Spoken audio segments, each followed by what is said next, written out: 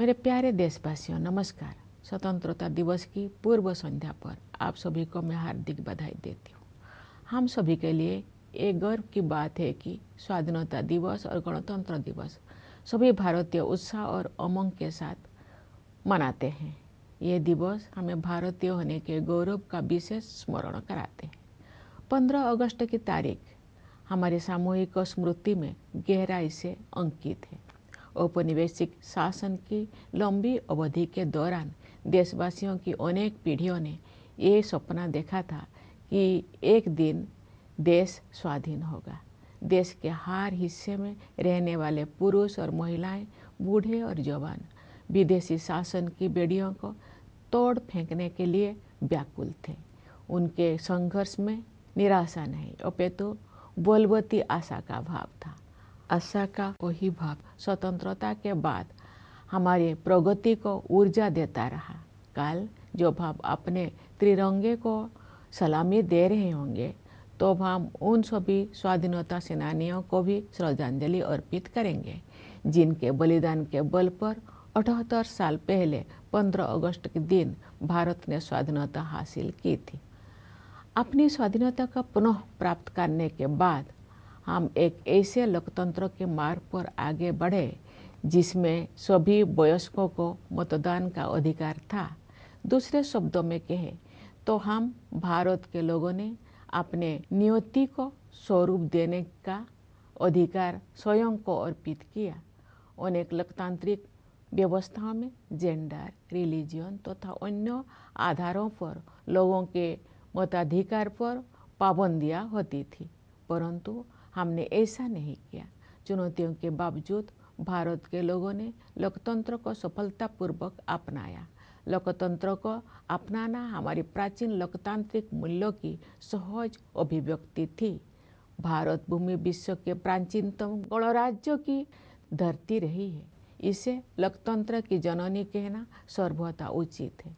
हमारे द्वारा अपनाए गए संविधान की आधारशिला पर हमारी लोकतंत्र का भवन निर्मित हुआ है। हमने लोकतंत्र पर आधारित ऐसी संस्थाओं का निर्माण किया जिनसे लोकतांत्रिक कार्यशैली को मजबूती मिली। हमारे लिए हमारा संविधान और हमारे लोकतंत्र सर्वोपरि है।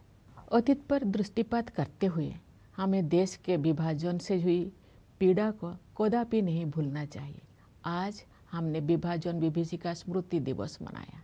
विभाजन के कारण भयावह हिंसा देखी गई और लाखों लोग विस्थापित होने के लिए मजबूर किए गए। आज हम इतिहास की गलतियों के शिकार हुए लोगों को श्रद्धांजलि अर्पित करते हैं। प्यारे देशवासियों, हमारे संविधान में ऐसे 4 मूल्यों का उल्लेख है जो हमारे लोकतंत्र को सुदृढ़ बनाए रखने वाले 4 स्तंभ हैं। ये मूल्य है न्याय, स्वतंत्रता, समता और बंधुता। ये हमारी सभ्यता के ऐसे सिद्धांत हैं जिन्हें हमने स्वाधीनता संग्राम के दौरान पुनः जीवंत बनाया है। मेरा मानना है कि इन सभी मूल्यों के मूल में व्यक्ति की गरिमा की अवधारणा विद्यमान है।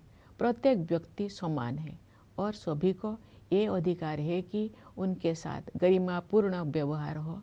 स्वास्थ्य सेवाओं और शिक्षा सुविधाओं तक सभी की समान पहुंच होने चाहिए।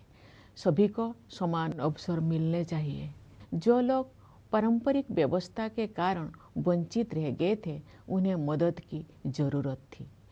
इन सिद्धांतों को सर्वोपरि रखते हुए हमने 1947 में एक नई यात्रा शुरू की। विदेशी हुकूमत की लंबी अवधि के बाद स्वाधीनता के समय भारत घोर गरीबी से जूझ रहा था, लेकिन तब से अब तक के 78 वर्षों में हमने सभी क्षेत्रों में असाधारण प्रगति की है। भारत ने आत्मनिर्भर राष्ट्र बनने के मार्ग पर काफी दूरी तय कर ली है और प्रबल आत्मविश्वास के साथ आगे बढ़ता जा रहा है। आर्थिक क्षेत्र में हमारी उपलब्धियां साफ साफ देखी जा सकती है। पिछले वित्त वर्ष में 6.5% की सकल घरेलू उत्पाद वृद्धि दर के साथ भारत दुनिया की प्रमुख अर्थव्यवस्था में सबसे तेजी से बढ़ने वाले देश है। वैश्विक अर्थव्यवस्था में व्याप्त समस्याओं के बावजूद घरेलू मांग में तेजी से वृद्धि हो रही है। मुद्रास्फीति पर नियंत्रण बना हुआ है, निर्यात बढ़ रहा है। सभी प्रमुख संकेतक अर्थव्यवस्था की मजबूत स्थिति को दर्शा रहे हैं। ये हमारे श्रमिक और किसान भाई बहनों की कड़ी मेहनत और समर्पण के साथ साथ सुविचारित सुधारों और कुशल आर्थिक प्रबंधन का भी परिणाम है। सुशासन के माध्यम से बड़ी संख्या में लोगों को गरीबी से बाहर निकाला गया है। सरकार गरीबों के लिए अनेक कल्याणकारी योजनाएं चला रही है। जो लोग गरीबी रेखा से ऊपर तो आ गए हैं लेकिन मजबूत स्थिति में नहीं है, उनको भी ऐसे योजनाओं की सुरक्षा उपलब्ध है ताकि वे फिर से गरीबी रेखा से नीचे ना चले जाए। ये कल्याणकारी प्रयास सामाजिक सेवाओं पर बढ़ते खर्च में परिलक्षित होते हैं। आय की असमानता कम हो रही है, क्षेत्रीय असमानताएं भी कम हो रही है। जो राज्यों और क्षेत्र पहले कमजोर आर्थिक प्रदर्शन के लिए जाने जाते थे, वे अब अपनी वास्तविक क्षमता प्रदर्शित कर रहे हैं और अग्रणी राज्य के साथ बराबरी करने की दिशा में आगे बढ़ रहे हैं। हमारे अग्रणी व्यवसायियों, लघु एवं मध्यम उद्यमियों और व्यापारियों ने हमेशा कुछ कर गुजरने की भावना का परिचय दिया है। समृद्धि के सृजन के मार्ग में आने वाली रुकावटों को दूर करने की आवश्यकता थी। पिछले एक दशक के दौरान बुनियादी ढांचे में हुए विकास में ये स्पष्ट रूप से दिखाई देता है। हमने भारतमाला परियोजना के तहत राष्ट्रीय राजमार्ग नेटवर्क का विस्तार और सुदृढ़ीकरण किया है। रेलवे ने भी नवाचार को प्रोत्साहन दिया है तथा नवीनतम टेक्नोलॉजी से युक्त नई तरह की रेलगाड़ियों और डिब्बे का उपयोग किया जाने लगा है। कश्मीर घाटी में रेल संपर्क का शुभारंभ करना एक प्रमुख उपलब्धि है। शेष भारत के साथ घाटी का रेल संपर्क उस क्षेत्र में व्यापार और पर्यटन को बढ़ावा देगा और नई आर्थिक संभावनाओं के द्वार खोलेगा। कश्मीर में इंजीनियरिंग के ये असाधारण उपलब्धि हमारे देश के लिए एक ऐतिहासिक माइलस्टोन है। देश में शहरीकरण तेज गति से हो रहा है, इसलिए शहरों की स्थिति सुधारने पर सरकार विशेष ध्यान दे रही है। शहरी परिवहन के प्रमुख क्षेत्रों पर विशेष ध्यान देते हुए सरकार ने मेट्रो रेल सुविधाओं का विस्तार किया है। पिछले एक दशक के दौरान मेट्रो रेल सेवा की सुविधा से युक्त शहरों की संख्या कई गुना बढ़ गई है। शहरों के कायाकल्प और शहरी परिवर्तन के लिए अटल मिशन यानी अमृत ने ये सुनिश्चित किया है कि अधिक से अधिक घरों में नल से पानी की भरोसेमंद आपूर्ति हो और स्टोरेज कनेक्शन सुविधा उपलब्ध हो। सरकार ये मानती है कि जीवन की बुनियादी सुविधाओं पर नागरिकों का हक बनता है। जल जीवन मिशन के तहत ग्रामीण घरों में नल से जल पहुंचाने में प्रगति हो रही है। अपने तरह के विश्व की सबसे बड़ी स्वास्थ्य सेवा योजना आयुष्मान भारत के अंतर्गत विभिन्न कदम उठाए गए हैं। उन प्रयासों के परिणाम स्वरूप स्वास्थ्य सेवा के क्षेत्र में हम क्रांतिकारी बदलाव देख रहे हैं। इस योजना के तहत अब तक 55 करोड़ से अधिक लोगों को सुरक्षा कवच प्रदान किया जा चुका है। सरकार ने 70 वर्ष और उससे अधिक आयु के सभी वरिष्ठ नागरिकों को इस योजना की सुविधा उपलब्ध करा दी है, चाहे उनकी आय कितना भी हो। स्वास्थ्य सेवाओं तक पहुंच से जुड़ी असमानताएं दूर होने से गरीब और निम्न मध्यम वर्गों के लोगों को भी सर्वोत्तम संभव स्वास्थ्य सेवाएं उपलब्ध हो रही है। इस डिजिटल युग में ये स्वाभाविक है कि भारत में सबसे अधिक प्रगति सूचना प्रौद्योगिकी क्षेत्र में हुई है। लगभग सभी गांव में 4G मोबाइल कनेक्टिविटी उपलब्ध है। शेष कुछ हजार गांव में भी ये सुविधा शीघ्र ही पहुंचा दी जाएगी। इससे डिजिटल भुगतान तकनीकी को बड़े पैमाने पर अपनाना संभव हो पाया है। डिजिटल भुगतान के क्षेत्र में भारत कम समय में ही विश्व का अग्रणी देश बन गया है। इससे डायरेक्ट बेनिफिट ट्रांसफ़र को भी बढ़ावा मिला है तथा लक्षित लाभार्थियों तक कल्याणकारी भुगतान बिना किसी रुकावट और लीकेज के पहुंचना सुनिश्चित हो रहा है। दुनिया में होने वाले कुल डिजिटल लेन देन में से आधे से अधिक लेन देन भारत में होते हैं। ऐसे बदलाव से एक गतिमान डिजिटल अर्थव्यवस्था का निर्माण किया गया है, जिसका योगदान देश के सकल घरेलू उत्पाद में साल दर साल बढ़ रहा है। आर्टिफिशियल इंटेलिजेंस टेक्नोलॉजिकल एडवांसमेंट का अगला चरण है जो हमारे जीवन में अपना स्थान बना चुका है। सरकार ने देश के एआई क्षमताओं को मजबूत करने के लिए इंडिया एआई मिशन शुरू किया है। इस मिशन के तहत ऐसे मॉडल विकसित किए जाएंगे जो भारत की विशिष्ट आवश्यकताओं को पूरा करेंगे। हमारी आकांक्षा है कि वर्ष 2047 तक भारत एक ग्लोबल एआई हब बन जाए। इस दिशा में सामान्य लोगों के लिए तकनीकी प्रगति का सर्वोत्तम उपयोग और प्रशासन व्यवस्था में सुधार करके उनके जीवन को बेहतर बनाने पर विशेष ध्यान दिया जाएगा। जनसामान्य के जीवन को बेहतर बनाने के लिए कारोबार को आसान बनाने के साथ साथ जीवन को आसान बनाने पर भी समान बल दिया जा रहा है। विकास तभी सार्थक होता है जब हाशिए पर के लोगों तक सहायता पहुँचे और उनके लिए नए अवसर उपलब्ध हो। इसके अलावा हम हर संभव क्षेत्रों में अपनी आत्मनिर्भरता बढ़ा रहे हैं। इससे हमारा आत्मविश्वास बढ़ा है और विकसित भारत बनने की हमारी यात्रा की रफ्तार तेज हुई है। पिछले सप्ताह 7 अगस्त को देश में राष्ट्रीय हथकरघा दिवस मनाया गया। इस दिवस को मनाने का उद्देश्य हमारे बुनकरों और उनके उत्पादों का सम्मान करना है। हमारे स्वाधीनता संग्राम के दौरान 1905 में शुरू किए गए स्वदेशी आंदोलन की स्मृति में वर्ष 2015 से ये दिवस हर साल मनाया जाता है।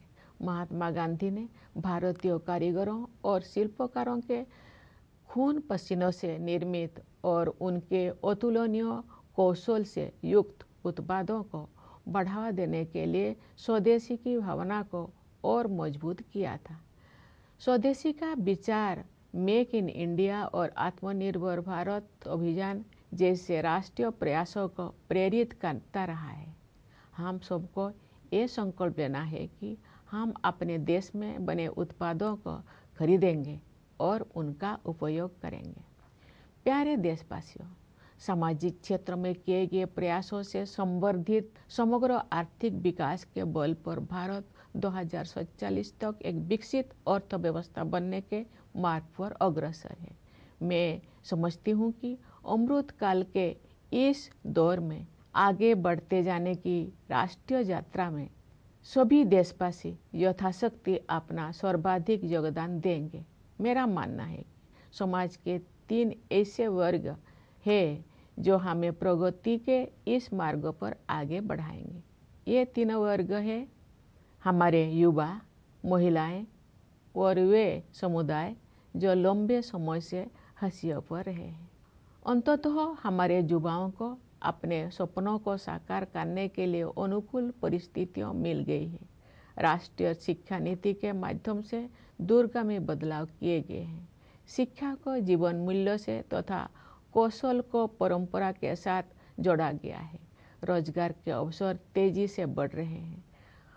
उद्यमिता की आकांक्षा रखने वाले लोगों के लिए सरकार ने सर्वाधिक अनुकूल वातावरण उपलब्ध कराए हैं। युवा प्रतिभाओं की ऊर्जा से शक्ति प्राप्त करके हमारे आंतरिक कार्यक्रम का अभूतपूर्व विस्तार हुआ है। मुझे विश्वास है कि शुभांशु शुक्ला की इंटरनेशनल स्पेस स्टेशन की यात्रा ने एक पूरी पीढ़ी को ऊंचे सपने देखने की प्रेरणा दी है। ये अंतरिक्ष यात्रा भारत के आगामी मानव अंतरिक्ष उड़ान कार्यक्रम गगनयान के लिए अत्यंत सहायक सिद्ध होगी। नई आत्मविश्वास से भरपूर हमारे युवा खेल जगत में अपनी पहचान बना रहे हैं। उदाहरण के लिए शतरंज में आप भारत के युवाओं का जैसा वर्चस्व है वैसा पहले कभी नहीं था। राष्ट्रीय खेल नीति 2025 में निहित विजन के अनुरूप हम ऐसे आमूल बदलाव की परिकल्पना कर रहे हैं जिसके बल पर भारत एक वैश्विक खेल महाशक्ति के रूप में उभरेगा। हमारी बेटियां हमारे गौरव हैं। वे प्रतिरक्षा और सुरक्षा सहित हर क्षेत्र में अवरोधों को पार करके आगे बढ़ रहे हैं। खेलकूद को उत्कृष्टता, सशक्तिकरण और क्षमताओं का महत्वपूर्ण संकेतक माना जाता है। विश्व शतरंज चैंपियनशिप के लिए फीडे महिला विश्व कप का फाइनल मैच 19 वर्षों के भारत की एक बेटी और 38 वर्षों की एक भारतीय महिला के बीच खेला गया। ये उपलब्धि पीढ़ी दर पीढ़ी हमारी महिलाओं में विद्यमान विश्व स्तर की सतत उत्कृष्टता को रेखांकित करती है। रोजगार में भी जेंडर गैप कम हो रहा। नारी शक्ति बंधन अधिनियम से महिला सशक्तिकरण अब केवल एक नारा ना रहकर यथार्थ बन गया है। हमारे समाज का एक बड़ा हिस्सा अनुसूचित जाति, अनुसूचित जनजाति, पिछड़ा वर्ग और अन्य समुदायों के लोगों का है। इन समुदायों के लोग अब हाशिए पर होने का टैग हटा रहे हैं। उनकी सामाजिक और आर्थिक आकांक्षाओं को साकार करने के लिए सक्रिय प्रयासों के माध्यम से सरकार उनकी सहायता करती आ रही है। अपनी वास्तविक क्षमता को हासिल करने की दिशा में भारत अब और अधिक तेज गति से आगे बढ़ रहा है। हमारे सुधारों और नीतियों से विकास का एक प्रभावी मंच तैयार हुआ है। इस तैयारी के बल पर मैं एक ऐसे उज्जवल भविष्य को देख पा रही हूँ जहाँ हम सब अपनी सामूहिक समृद्धि और खुशहाली में उत्साहपूर्वक योगदान दे रहे होंगे। उस भविष्य की ओर हम भ्रष्टाचार के प्रति जीरो टॉलरेंस रखते हुए अनवरत सुशासन के साथ आगे बढ़ रहे हैं। इस संदर्भ में मुझे महात्मा गांधी की एक महत्वपूर्ण बात याद आ रही है। गांधी जी ने बताया था और मैं दोहराती हूँ, भ्रष्टाचार और दंभ लोकतंत्र के अनिवार्य परिणाम नहीं होने चाहिए। हम सब ये संकल्प ले कि गांधी जी के इस आदर्श को कार्य रूप देंगे और भ्रष्टाचार को समूल नष्ट करेंगे। प्यारे देशवासियों, इस वर्ष हमें आतंकवाद का दंश झेलना पड़ा। कश्मीर घूमने गए निर्दोष नागरिकों की हत्या कायरतापूर्ण और नित्यांत अमानवीय थी। इसका जवाब भारत ने फौलादी संकल्प के साथ निर्णायक तरीके से दिया। ऑपरेशन सिंदूर ने ये दिखा दिया कि जब राष्ट्र की सुरक्षा का प्रश्न सामने आता है तो हमारे सशस्त्र बल किसी भी स्थिति का सामना करने के लिए पूरी तरह सक्षम सिद्ध होते हैं। रणनीतिक स्पष्टता और तकनीकी दक्षता के साथ हमारी सेना ने सीमा पार के आतंकवादी ठिकानों को नष्ट कर दिया। मेरा विश्वास है कि ऑपरेशन सिंदूर आतंकवाद के विरुद्ध मानवता की लड़ाई में एक मिसाल के तौर पर इतिहास में दर्ज होगा। हमारी एकता ही हमारी जवाबी कार्रवाई की सबसे बड़ी विशेषता थी। यही एकता उन सभी तत्वों के लिए सबसे करारा जवाब भी है जो हमें विभाजित देखना चाहते हैं। भारत के दृष्टिकोण को स्पष्ट करने के लिए विभिन्न देशों में गए संसद सदस्यों के बहुदलीय प्रतिनिधि मंडलों में भी हमारी यही एकता दिखाई दी। विश्व समुदाय ने भारत की इस नीति का संज्ञान लिया है कि हम आक्रमणकारी तो नहीं बनेंगे, लेकिन अपने नागरिकों की रक्षा के लिए जवाबी कार्रवाई करने में तनिक भी संकोच नहीं करेंगे। ऑपरेशन सिंदूर प्रतिरक्षा के क्षेत्र में आत्मनिर्भर भारत मिशन की परीक्षा का भी अवसर था। अब ये सिद्ध हो गया है कि हम सही रास्ते पर हैं। हमारा स्वदेशी विनिर्माण उस निर्णायक स्तर पर पहुंच गया है जहां हम अपनी बहुत सी सुरक्षा आवश्यकताओं को पूरा करने में भी आत्मनिर्भर बन गए हैं। ये उपलब्धियां स्वाधीन भारत के रक्षा इतिहास में एक नए अध्याय का सूत्रपात है। प्यारे देशवासियों, इस अवसर पर मैं आप सभी से ये आग्रह करना चाहती हूँ कि पर्यावरण की रक्षा के लिए आप सब हर संभव प्रयास करें। जलवायु परिवर्तन की चुनौती का सामना करने के लिए हमें अपने आप में भी कुछ परिवर्तन करने होंगे। हमें अपनी आदतें और अपनी विश्व दृष्टि में बदलाव लाना होगा। हमें अपनी धरती, नदियाँ, पहाड़ों, पेड़ पौधे और जीव जंतुओं के साथ अपने संबंधों में भी परिवर्तन करना होगा। हम सब अपने योगदान से एक ऐसे पृथ्वी छोड़कर जाएं जहां जीवन अपने नैसर्गिक रूप में फलता फूलता रहे।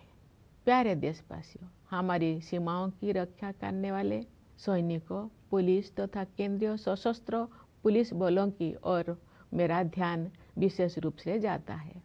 मैं न्यायपालिका और सिविल सर्विसेज के सदस्यों को भी अपनी शुभकामनाएं व्यक्त करती हूँ। विदेशों में स्थित भारतीय दूतावासों में कार्यरत भारतीय अधिकारियों और प्रवासी भारतीयों को भी मेरी ओर से स्वाधीनता दिवस की हार्दिक शुभकामनाएं। मैं एक बार फिर आप सभी को स्वाधीनता दिवस की बधाई देती हूँ। धन्यवाद। जय हिंद, जय Bharat.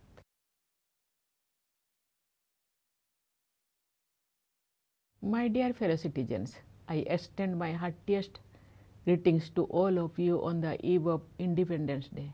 It is a matter of pride for all of us that Independence Day and Republic Day are celebrated by every Indian with zeal and enthusiasm. These are the days that specially remind us of our being proud Indians. The 15th of August is a date etched in our collective memory. During the long years of colonial rule, generations of Indians dreamt of the day of independence. Men and women, old and young, from all parts of the country yearned to throw away the yoke of foreign rule. Their struggle was marked by robust optimism, which has continued to propel our progress since independence too. As we salute the tricolor tomorrow, we will also be paying homage to the memory of all freedom fighters whose sacrifices won India independence on the 15th of August 78 years ago. After regaining our freedom, we also became a democracy with universal adult franchise.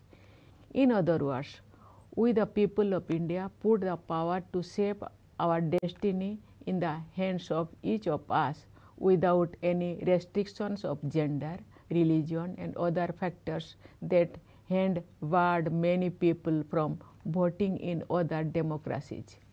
In spite of many challenges, the people of India made a successful transition to democracy. The transition was a natural reflection of our ancient democratic ethos.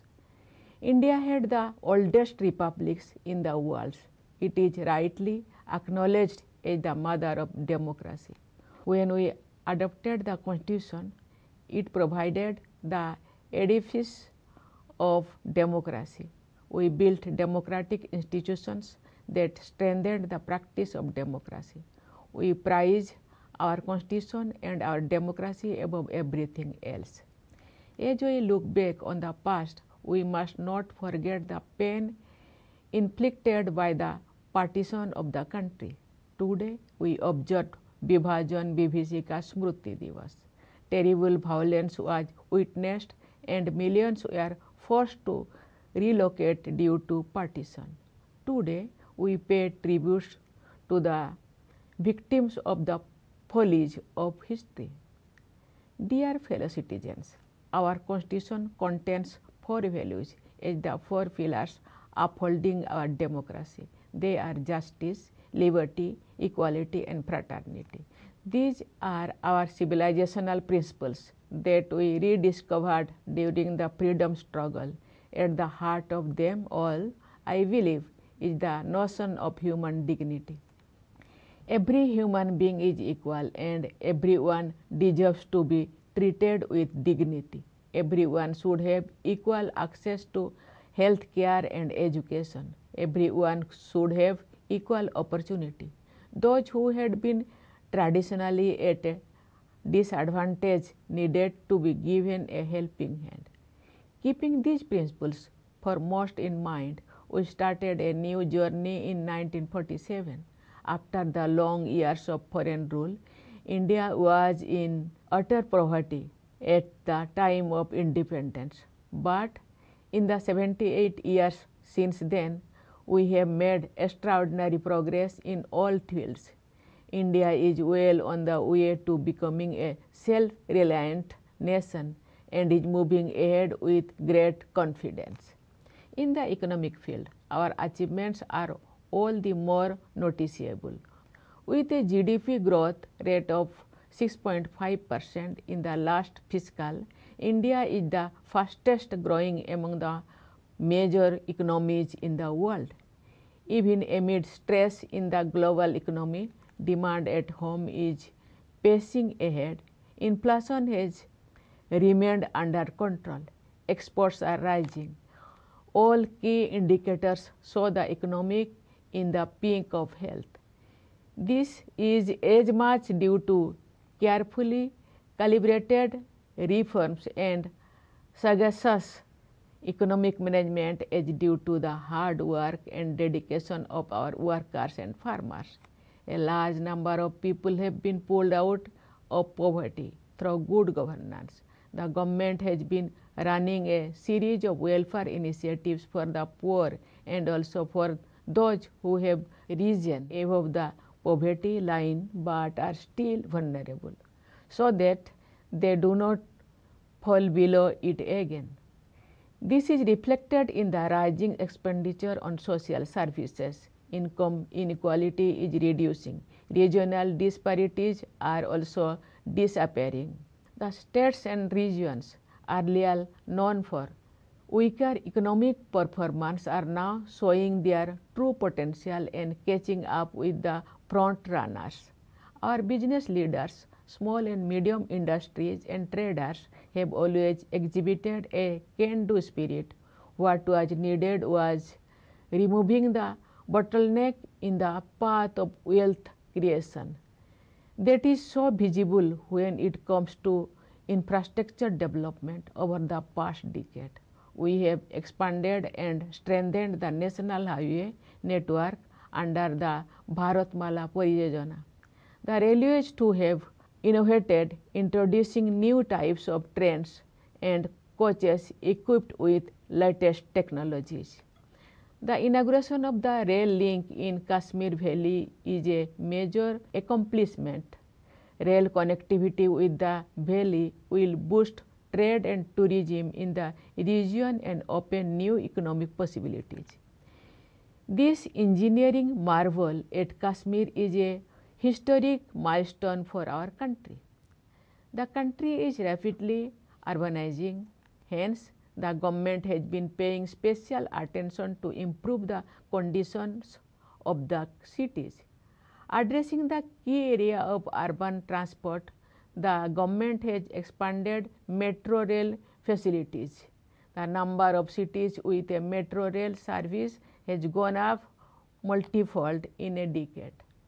The Atal Mission for Rejuvenation and Urban Transformation, or AMRUT, has ensured more and more households have access to a tap with the assured supply of water and a storage connection. The government considers the basic amenities of life as rightful claims of the citizens. The Jal Jeevan Mission is making progress in providing tap water supply to rural households. In the healthcare sector, we have been witnessing a paradigm shift with a variety of initiatives under Ayushman Bharat, the largest healthcare scheme of its kind in the world. This scheme has already provided cover to more than 55 crore people. The government extended this benefit to all senior citizens of the age of 70 years and above, regardless of their income. As inequalities in access are removed, The poor and the lower middle class also benefit from the best possible healthcare facilities. In this digital age, it is apt that one sector in India that has seen the most dramatic advances is information technology. Nearly all villages have 4G mobile connectivity, and the remaining few thousands will be covered soon. This has made possible large-scale adoption of digital payment technologies, in which India has become a world leader in a short span. It has also supported direct benefit transfer, which ensures that welfare benefits reach the intended beneficiaries without glitch and leakage. More than half of the total number of digital transactions in the world take place in India. These developments have created a vibrant digital economy whose contribution to the country's GDP is increasing year on year. Artificial intelligence is the next stage of technological advancement and has already entered our lives. The government has launched the India AI mission to strengthen the country's AI capabilities. It is also helping to build AI models that answer to India's specific requirements. As we aspire to become a global AI hub by 2047, our focus will remain on making the best use of advances in technology for the common people to improve their lives by improving governance. For betterment of the lives of the common people, there is equal emphasis on improving the ease of doing business as well as on improving the ease of living. Development serves the purpose only when it helps those on the margins and opens new opportunities for them. Moreover, we are increasing our self-reliance on every area possible. This has added to our self-confidence and increased the momentum of our journey towards becoming Viksit Bharat. Last week, on August 7, the country celebrated National Handloom Day, which honors our weavers and their products. Since the year 2015, we have been celebrating this day to commemorate the Swadeshi movement, launched during our freedom struggle in the year 1905. The spirit of Swadeshi was strengthened by Mahatma Gandhi to promote the products made by the sweat and toil of Indian artisans and craftspersons and by their incomparable skills.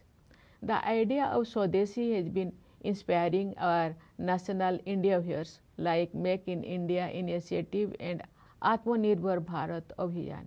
Let us resolve to buy and use Indian products. Dear fellow citizens, the all-round economic growth complemented by social sector initiatives has placed India well on the path of becoming a developed economy by 2047. With the nation marching ahead during the Amrit Kal, I see all of us contributing to the best of our ability. I believe there are three sections of society that will lead us on this path: youth, women, and the communities that had for long remained on the margins. Our youth have finally found the right environment for the realization of their dreams. The national education policy has brought in far-reaching changes, aligning learning with values and skills with tradition. Employment opportunities are booming. For those with entrepreneurial aspirations, the government has created the most conducive ecosystem. Fueled by young minds, our space program has witnessed unprecedented expansion. I am sure that Shubhangshu Shukla's space journey to the International Space Station has fired a whole generation to dream bigger. It will prove extremely helpful for India's upcoming human space flight program Gaganyaan. Brimming with a new confidence, our youth are making a mark in sports and games. Chess, for example, is now dominated by India's youngsters like never before. we foresee transformative changes which will establish India as a global sporting powerhouse under the vision contained in the National Sports Policy 2025. Our daughters are our pride. They are breaching barriers in every field, including in the areas of defense and security. Sports are among important indicators of excellence, empowerment, and potential. The 19 years old girl and a 38-year-old woman from India were the finalists in the FIDE Women's World Cup for Chess Championship. This underlines the sustained and globally comparable excellence across generations among our women. The gender gap in employment have also been reducing. With Nari Shakti Bandhan Adhiniyam, the empowerment of women is no longer a slogan but a reality. People belonging to a major segment of our society comprising scheduled castes, scheduled tribes, backward classes and other communities are shedding the tag of the marginalized. The government has been actively helping them to realize their social and economic aspirations with several initiatives. India is moving ahead at a faster pace towards realizing its true potential. Across our reforms and policies have created an effective platform. I can see a bright future ahead in which every one of us will be energetically contributing to the prosperity and happiness of all of us. We are moving ahead towards that future with sustained good governance and zero tolerance for corruption. Here I am reminded of an important statement by Mahatma Gandhi. He had noted, and I quote, "Corruption and hypocrisy ought not to be inevitable products of democracy." Let us pledge to realize Gandhiji's ideal and weed out corruption. Dear fellow citizens, this year we had to face the scourge of terrorism. Killing innocent citizens on holiday in Kashmir was cowardly and utterly inhuman. India responded in a decisive manner and with steely resolve. Operation Sindoor showed that our armed forces are prepared to meet any eventuality when it comes to guarding the nation. With strategic clarity and technical capability, they destroyed terrorist hubs across the border. I believe Operation Sindoor will go down in history as an example in humanity's fight against terrorism. In our response, what was most noticeable was our unity, which is also the most befitting response to those who wanted to divide us.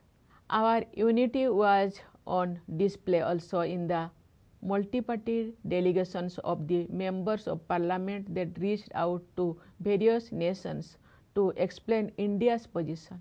The world has taken note of India's stance that we will not be the aggressor, but we will not hesitate to retaliate in defense of our citizens. Operation Sindoor was also a test case of the Atmanirbhar Bharat mission in the defense sector.